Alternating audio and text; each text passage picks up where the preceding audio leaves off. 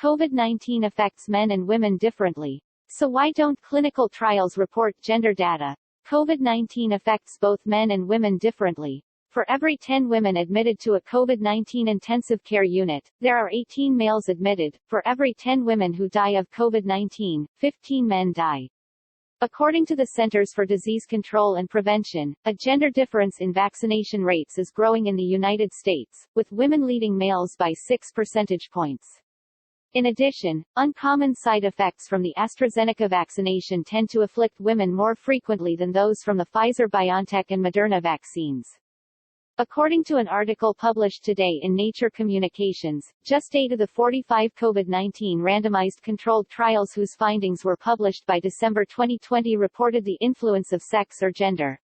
Even simple numbers of cases and immunizations are not split down by sex and gender, according to other recent statistics. The findings of senior author Sabine Ortelt-Prigioni, a gender and health researcher at Radboud University Medical Center, disappointed her. She explains, "I would have expected that sex would be picked up in the trials simply because it is such an obvious element of the jigsaw."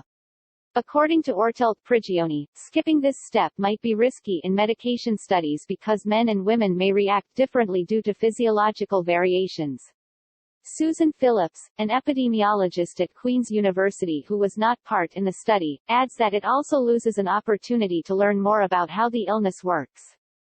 The paucity of attention to sex impacts is also unexpected to Martin Landray of the University of Oxford. He headed the recovery study in the United Kingdom, which discovered that the anti-inflammatory medication tocilizumab decreases the risk of mortality from COVID-19 and looked into whether the findings changed by gender, though it found none worth reporting. "I simply assumed that was how everyone did it." Phillips, on the other hand, points out that gender analyses have been omitted from published clinical studies for more than 30 years. The issue persists, she says. As a result, the current paper is critical. To find 45 randomized controlled trials that investigated possible therapies and vaccinations, Ortelt-Prigioni searched PubMed for all publications on COVID-19 published before December 15, 2020, excluding commentaries, observational trials, and other research. Male and female volunteers were recorded in all of the trials in the research. The researchers discovered that just 8 of the studies looked at whether outcomes differed between men and women. Even the largest COVID-19 studies occasionally missed sex analysis.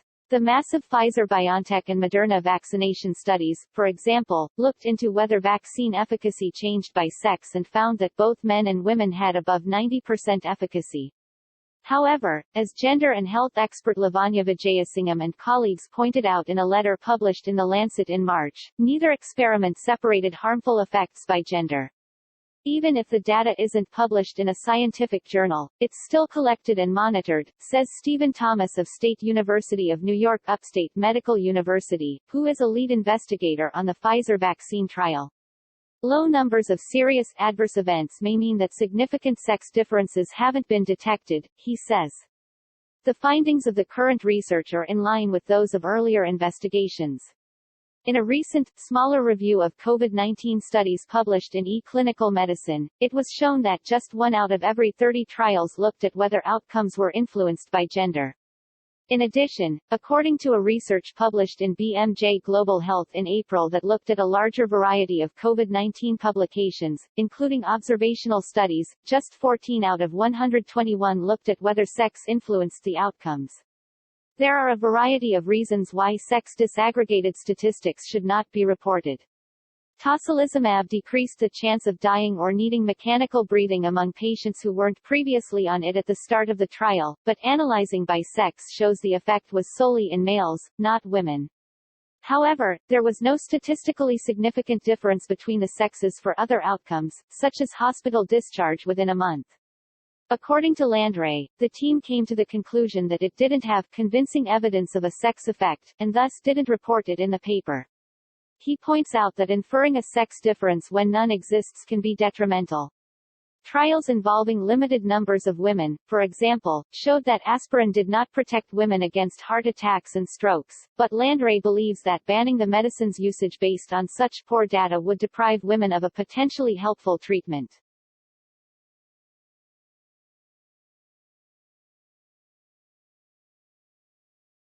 According to Emily Smith, an epidemiologist at George Washington University, it's up to individual investigators to include sex and gender in their analyses right now. However, she believes that system-level interventions may be able to help.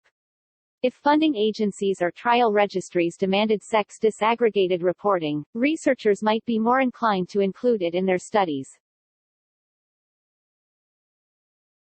According to Emily Smith, an epidemiologist at George Washington University, it's up to individual investigators to include sex and gender in their analyses right now. However, she believes that system-level interventions may be able to help.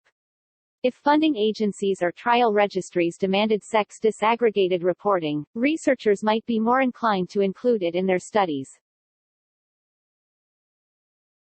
Only 37% of 198 countries in the Sex, Gender, and COVID-19 Project database, managed by the organization Global Health 50/50, provide sex disaggregated mortality data, and only 18% report sex disaggregated vaccination data, according to the most recent monthly report. According to the research, only Austria and 2 Indian states have published statistics on non-binary persons, while certain states in the United States also keep track of non-binary and transgender identities.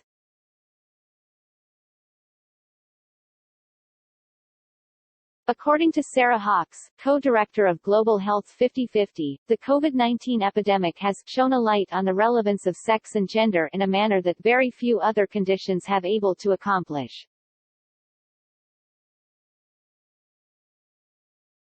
She and others argue that it is past time for scholars to cast their own light on the disparities.